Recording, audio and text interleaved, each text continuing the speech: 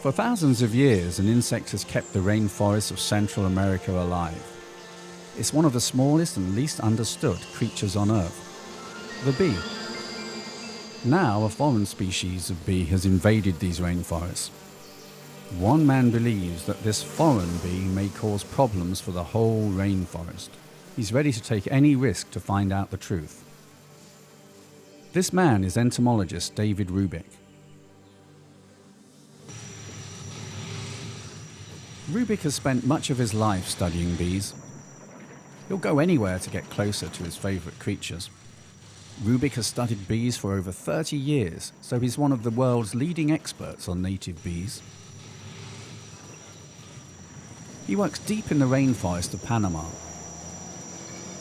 This has allowed him to become more familiar with them than almost anyone else. When Rubik talks about the bees and his studies, it's clear that both are very interesting to him. I've counted more than 300 different species of bees in just one small forest area in Panama. It's just in a square kilometer of forest, but there might be 1 million or more individual bees, and this is really about the best place in the world to do the kind of work that I'm doing.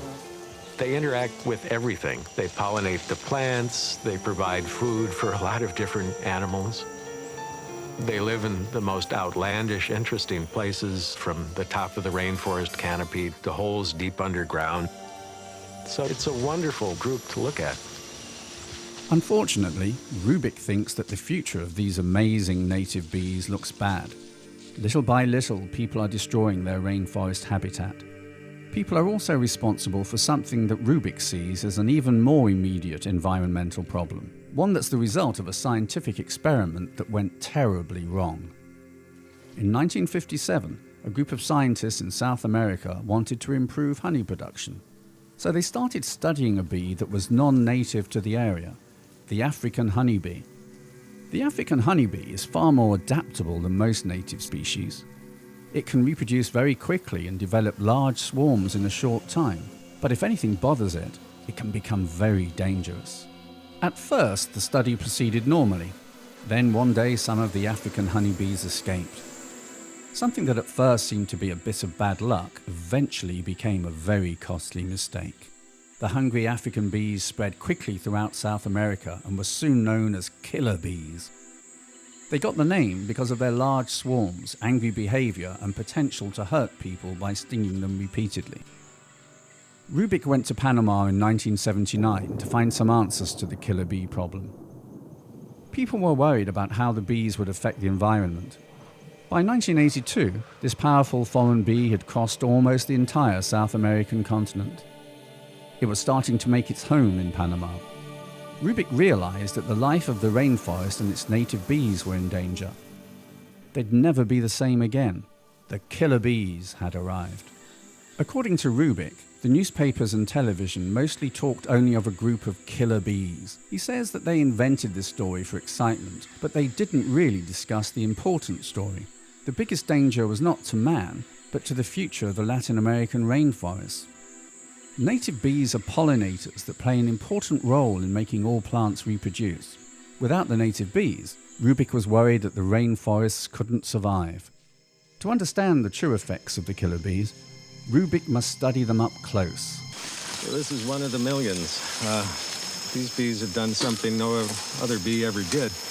These things have sucked up most of the resources that are out there for bees and for other animals too, not just bees visit flowers for food. Birds, bats, butterflies, other things take the same food.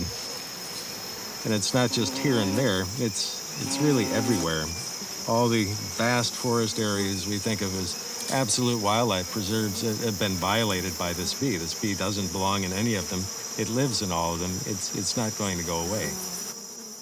Rubik has also discovered what the real danger with the invading bee is. It has better skills for finding food and for taking over areas quickly.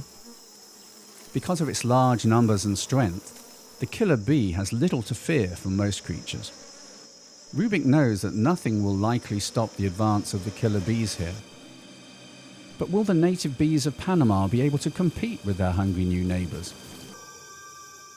The sight of native beehives with no native bees seems to tell a warning story.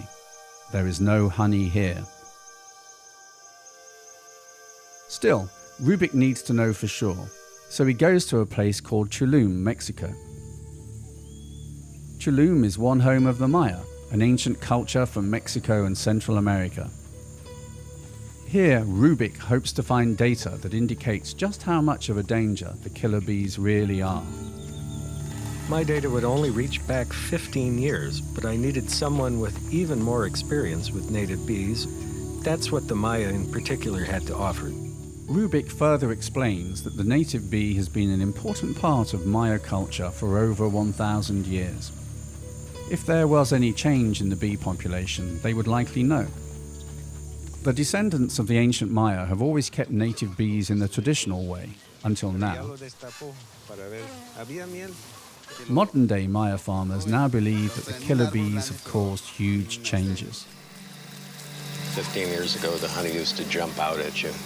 Take off the hive cover and there'd be honey right out to the edge. Now I can reach half my arm in. There's just space. These people noticed in terms of 2 or 3 years after African bees arrived, their native bees and their honey were not there. Rubik has finally proved an important point. The African bee appears to be forcing out native bees. It's an absolutely terrible discovery for the entomologist. The disturbing reality is that it is not a natural part of this community, yet it has become part of nature. And ironically, man has put it there, but man can't take it away. Nobody really knows if the native bees of Latin America will survive, and it may take many years to find out. However, deep in the heart of Panama, David Rubik continues his research. He intends to learn more about the secrets of native bee life before it's too late.